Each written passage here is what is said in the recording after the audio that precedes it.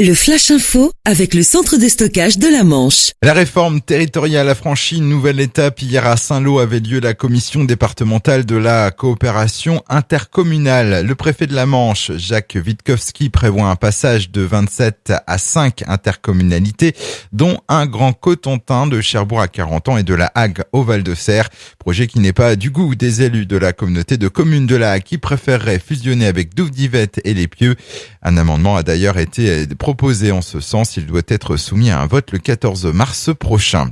Une femme de 84 ans a trouvé la mort hier dans l'incendie de sa maison située avenue de l'Épinay à Carqueville.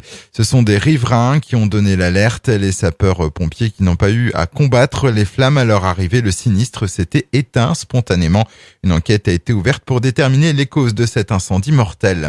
Un homme de 30 ans condamné à 18 mois de prison, dont 8 avec sursis par le tribunal correctionnel de Cherbourg. Sur fond d'alcool, l'homme s'est montré violent vis-à-vis de sa compagne. Des faits récurrents depuis 8 mois.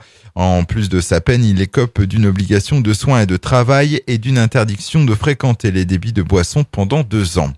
Nouvelle mobilisation des agriculteurs normands. Hier, un cortège de tracteurs et d'agriculteurs ont manifesté dans le centre de Caen. Un mouvement à l'appel de la FRSEA et des jeunes agriculteurs. Une manifestation dans le calme. Au total, une vingtaine de tracteurs, mais aussi près de 150 agriculteurs, dont certains de la Manche. Une délégation a été reçue en préfecture. Et puis en tennis, avec le Challenger, la Manche Cherbourg, place au quart de finale aujourd'hui à Chantraine, avec encore en lice 6 têtes de série sur 8.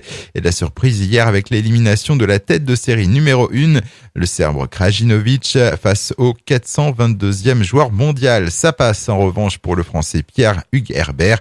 Et puis sur Hague FM, on suit le Challenger de Cherbourg avec en direct chaque jour le directeur du tournoi Alain Thiebaud du lundi au vendredi à 11h10. Et pour ce week-end, le rendez-vous est pris à 16h30 samedi et dimanche pour les demi et finales. Le Flash Info vous a été présenté par Landra, centre de stockage de la Manche à Digoulville. Pour en savoir plus et visiter notre centre, 0810 120 172, coup d'un appel local.